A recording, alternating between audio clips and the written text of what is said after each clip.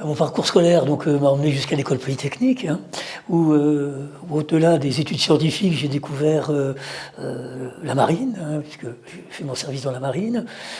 J'ai découvert le sport de haut niveau, puisque j'étais capitaine de l'équipe d'athlétisme. Et puis je me suis beaucoup intéressé à l'économie.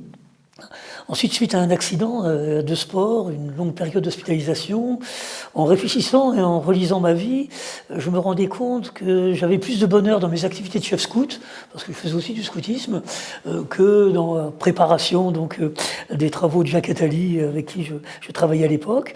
Et à la sortie de ma convalescence, j'ai été frappé à la porte des Salésiens de Don Bosco, car j'avais été interpellé par la vie de ce prêtre éducateur qui me semblait tout à fait pertinent pour notre époque. Je suis donc devenu salésien, fait des études d'éducateur spécialisé. Et puis j'ai travaillé 40 ans dans ce secteur de l'éducation auprès de jeunes en difficulté, en particulier ceux qui habitent les quartiers qualifiés de sensibles. J'ai fondé l'association Le Val d'Occo en 1995 sur la dalle d'Argenteuil, et qui aujourd'hui s'est développée aussi sur l'agglomération lyonnaise, sur Nice, sur Lille, sur Marseille. Et puis depuis quelques années, je suis devenu le délégué du provincial à l'action sociale, et je coordonne le réseau Don Bosco Action Sociale, qui fédère tous les établissements et services auprès de la jeunesse en difficulté sur le territoire de la France et de la Belgique. Ça représente à peu près 80 établissements et services, des équipes de prévention, des maisons d'enfants à caractère social, des centres éducatifs renforcés, des chantiers d'insertion. Et mon rôle est de coordonner ce réseau, d'organiser des échanges entre les différentes équipes. Ce passage à Ginette, pour moi, c'était un petit peu le passage de l'adolescence à l'âge adulte, hein, parce que je suis rentré assez jeune, à 16 ans. Et je veux dire, je suis rentré parce que j'étais bon en maths. Enfin, je veux dire, je ne posais pas plus de questions que cela. Et puis, ça a été quand même les années d'approfondissement, hein, à la fois sur le plan spirituel, d'arriver à accorder ma progression sur le plan scientifique avec mes convictions de foi. J'ai été beaucoup aidé par l'aumônier. Et puis, l'âge où de solides amitiés ont pu se nouer à l'internat. C'était la première fois que j'étais interne. Voilà, donc on est toujours marqué par ces années d'internat. Et je crois effectivement que j'étais bien préparé ensuite à prendre mon essor comme adulte, parce qu'ensuite Alix, effectivement, était devenu jeune adulte.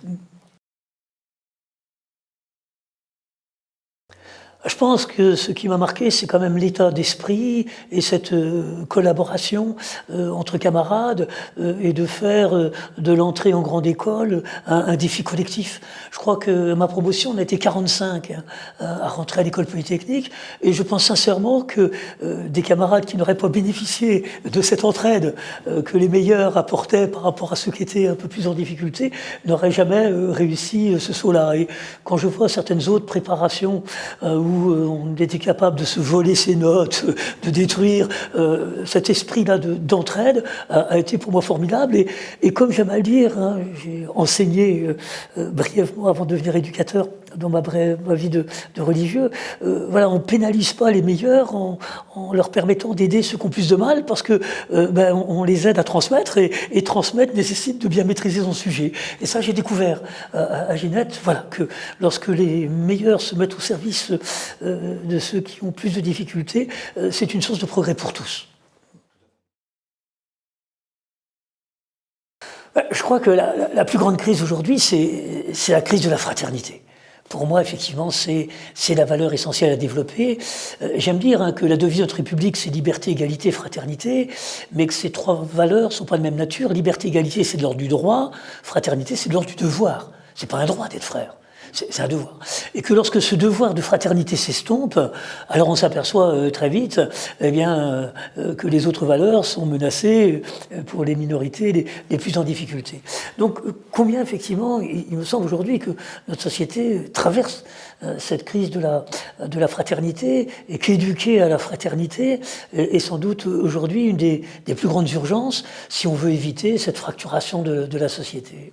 Alors ce monde d'après, moi j'espère qu'il va redécouvrir l'esprit des béatitudes, c'est-à-dire que le bonheur vient pas de ce qu'on possède, voilà, c'est jamais ce qu'on possède qui peut rendre heureux, mais de ce qu'on partage, de ce qu'on échange, que le bonheur ne vient pas d'une relation de domination, le bonheur vient plutôt de la douceur, de la relation à l'autre, que le bonheur ne vient pas de la violence, mais bien de la justice et de la paix. Et je souhaite, enfin je veux dire, pour ça aussi que s'y fait religieux, souhaite effectivement que le monde d'après réentende ce message du monde des béatitudes, parce que je crois que là il y a toutes les clés du vrai bonheur, et que notre société les a un peu oubliées.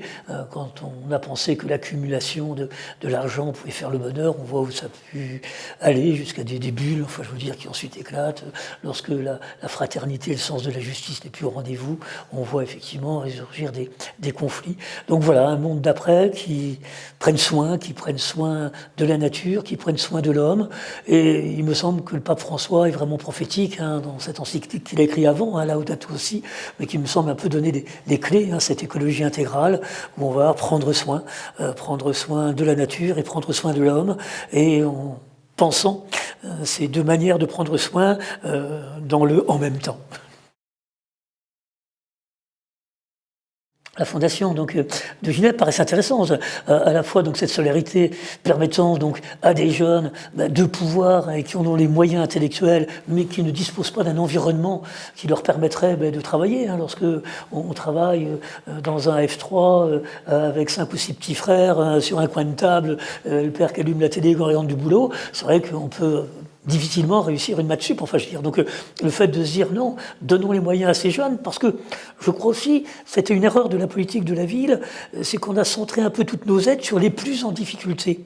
Mais combien il est important pour ces jeunes, de se dire, mais essayons de forger des parcours de réussite. Moi, ce que je trouve dommage, c'est que les seuls jeunes qui réussissent dans les quartiers, je pense à Trappes, alors il y a Jamel Debbouze et Anelka. C'est vraiment la réussite, ils ont de l'argent, ils sont célèbres. Ils n'ont jamais investi l'école. Et à côté de ça, on peut difficilement leur présenter un député, un grand médecin. Et combien ces jeunes enfants des quartiers ont besoin, pour pouvoir investir l'école, qu'on puisse effectivement montrer qu'on peut sortir du quartier.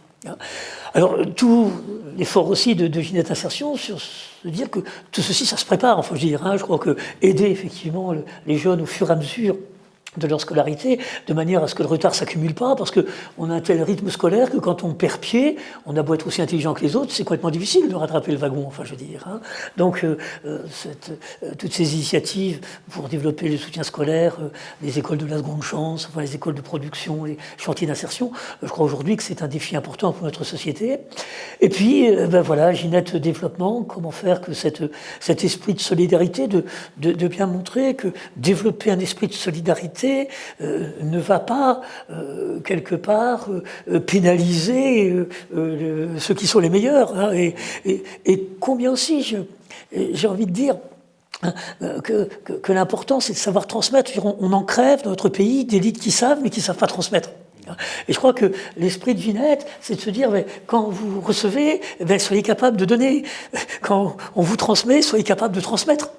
Et je crois que d'essayer de développer cet esprit au-delà de Ginette, lorsque des étudiants seront en grandes écoles, seront dans la vie professionnelle, me paraît effectivement quelque chose aussi d'essentiel. Bravo à cette fondation.